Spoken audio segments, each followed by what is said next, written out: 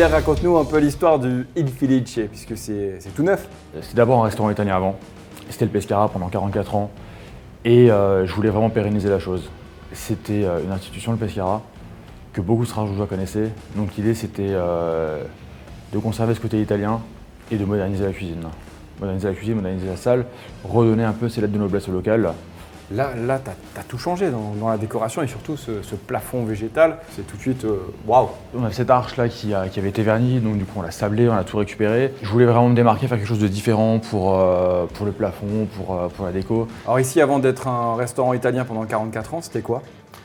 À l'époque, au XVIIe siècle, XVIe siècle, c'était une fabrique de monnaie. On frappait de la monnaie ici, mais historiquement la rue s'appelait la rue de la Monnaie et pas la rue du Poumon. Et c'est un bâtiment, c'est deux bâtiments qui ont été collés ensemble. T'as quel âge, Pierre? J'ai 29 ans. Première affaire? Première affaire. C'est quoi qui t'a décidé de te lancer? Qu'est-ce qui m'a décidé? Il y a une douzaine d'années maintenant, j'ai eu un déclic par rapport à la restauration. Ouais. Parce que j'ai toujours aimé la bonne chair, le bon vin. Ok. Et j'aime bien le rapport aux gens. Pour moi, c'était évident qu'il fallait que je me lance. Ok. Comme ça, je peux accueillir les gens chez moi, comme j'ai envie de les accueillir, et les servir dans la façon dont j'ai envie de les servir. Et pourquoi ici? Pourquoi ici? Parce que déjà, je voulais être en centre-ville, et j'ai eu une belle opportunité pour cet emplacement-là. C'est un restaurant auquel je venais il y a 25 ans. D'accord.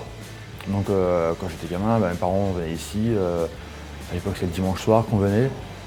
Et il y a une histoire de ce lieu. C'est un lieu qui parle à beaucoup de Strasbourgeois.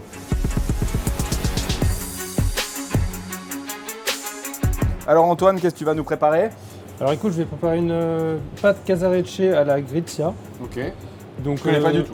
Alors c'est une pâte qui ressemble un peu à la carbonara. Ok. Donc on a une base de lard, c'est du guanciale. On a du pecorino également, un cousin du parmesan, donc c'est un fromage de brebis, et de la menthe. Tu peux faire une bonne portion pour 10, hein. Tu peux y Ouais. aller, hein.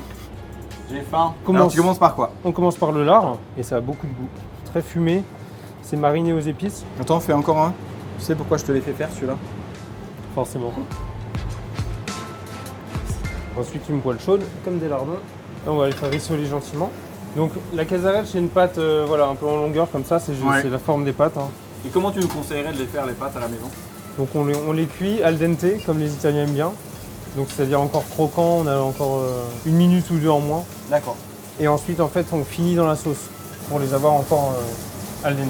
C'est vrai parce qu'on a tendance un peu de trop cuire les pâtes Ouais. aussi à la maison. Hein. Les pâtes à la française, c'est trop cuit. Ah ouais, c'est ça, ouais. Tu sens encore l'eau dedans. C'est ça. On peut préparer la menthe, donc juste de la menthe ciselée. Hein. Là, on peut plonger les pâtes. Donc là, c'est juste pour les remettre en température.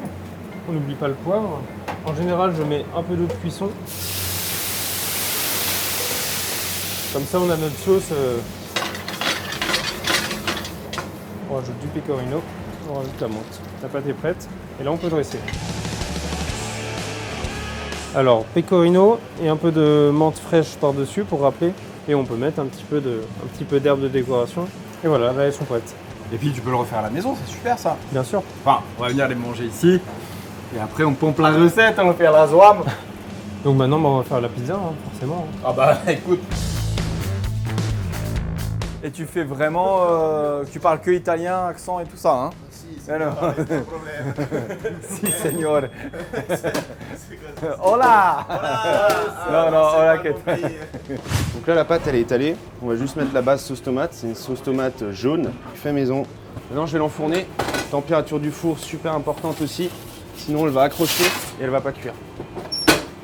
Là, c'est un tiramisu maison. C'est un grand classique. On en fait tous les matins. Allez, goûte-moi ça! Ensuite, on va mettre une base pesto pour le goût. Pesto maison, hein, toujours, tout est maison chez nous. Derrière, burrata légèrement assaisonné, huile d'olive, poivre. On met pas de sel, il y en a assez. Les tomates fraîches, des tomates séchées, quelques amandes effilées. Et ce qu'on propose et qui marche du tonnerre, c'est qu'on rajoute du jambon de Parme. 20 mois d'affinage, coupé bien fin. Réveil à 5h40 ce matin, j'ai rien mangé. Je commençais à me sentir fébrile pour de vrai. Et là, du spack et tout de suite ça va mieux, hein? Et surtout, ne soyez pas ça